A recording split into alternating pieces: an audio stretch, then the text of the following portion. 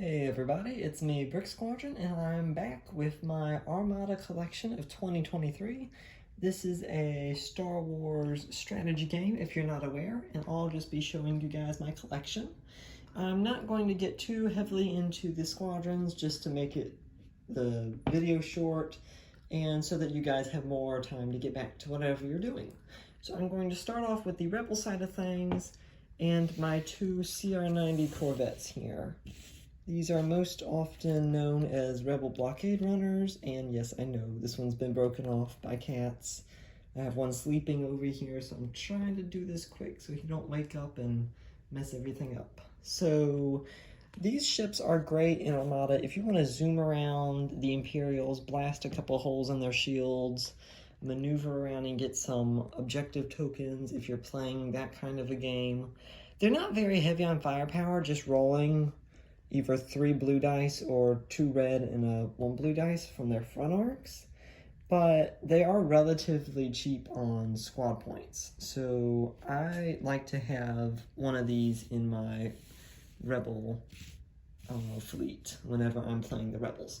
Next up, the GR-75 Combat Retrofitted Transports, more often and more reasonably known as just the Rebel Transports.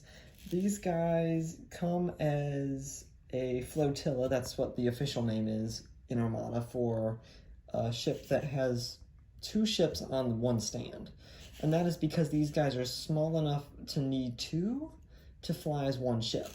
These guys are very, very pitiful in their attack, rolling no dice on the side and 1 blue on the front. So these are very good for maneuvering squadrons around and getting them that reinforcement that they need, the extra maneuverability and the extra attack boost. You're going to want to keep these guys out of range of all the Star Destroyers so that they don't get blown up with a single hit. So yeah, and I'll have links down for the core set, so if you guys want to get into playing Armada, and I'll also put a link down for my how to play Armada videos as well. So if you want to see any of that, you can.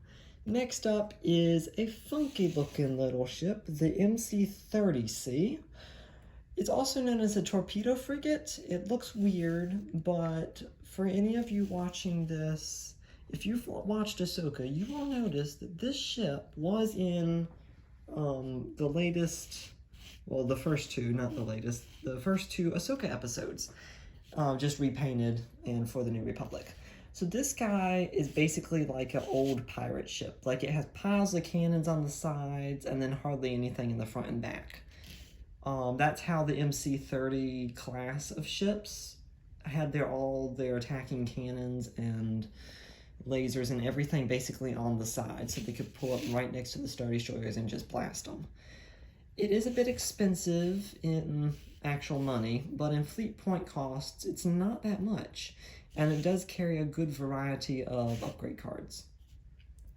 So next up, these 2 also come in the core set. They are Nebulon B escort frigates, or as you will notice in the 6th Star Wars movie, they are named medical frigates, because oftentimes the Rebels like to transport all their wounded on these guys. These are some of my favorite Rebel ships. I don't know why, I just like them, how they look, how they're laid out. They have a pretty good front attack value. If you hit them on the sides, though, they're pretty weak with only 1 shield there. They're reasonably fast, and I like to use them as command ships. So those are my 2.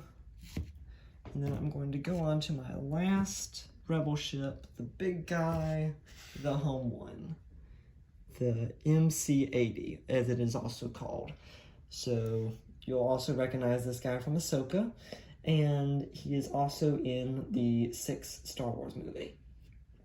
So this is also MC class, like that other one that I showed you there, and they have piles of weapons on the sides of these, and this is a really good Rebel ship if you're looking shields and firepower instead of quickness, because this guy's shields can stand up to a Star Destroyer for a long time.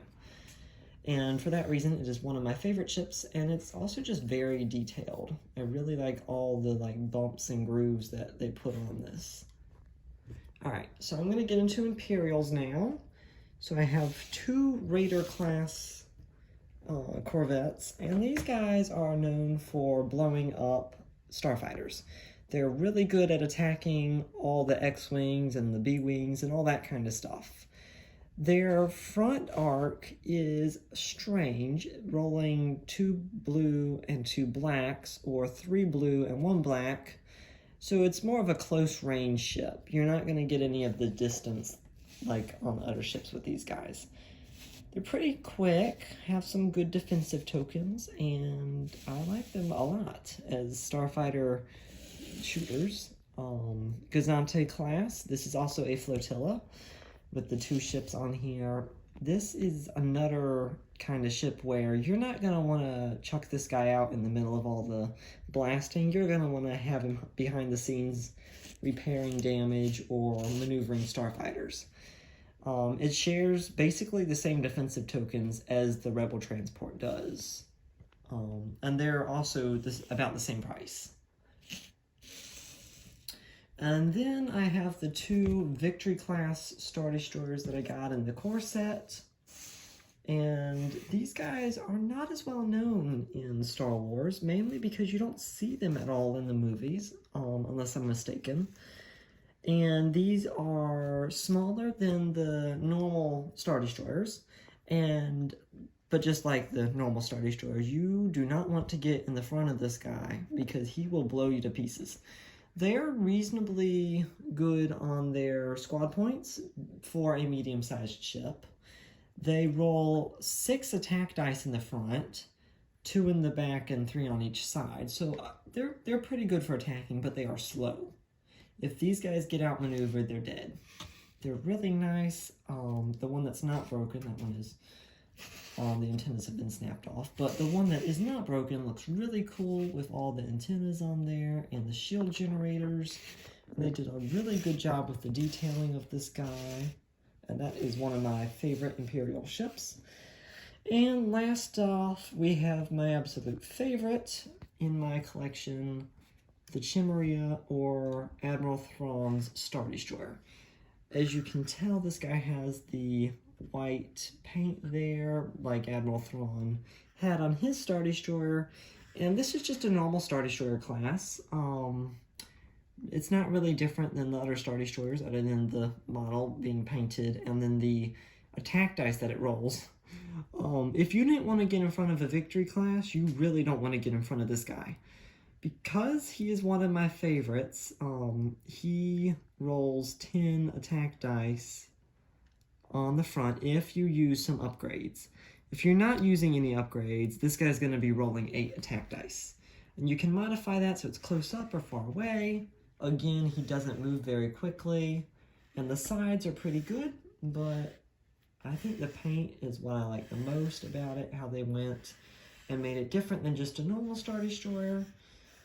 And yeah, that is my Imperial and Rebel collection. I, of course, have all the Starfighters, but I just set those out so you could see them. And then, of course, piles of TIE Fighters over here. So yeah, I will be coming out with more videos soon. I'm trying to do one or two every week. So make sure to subscribe. It is free, and I will see you guys next time. Bye!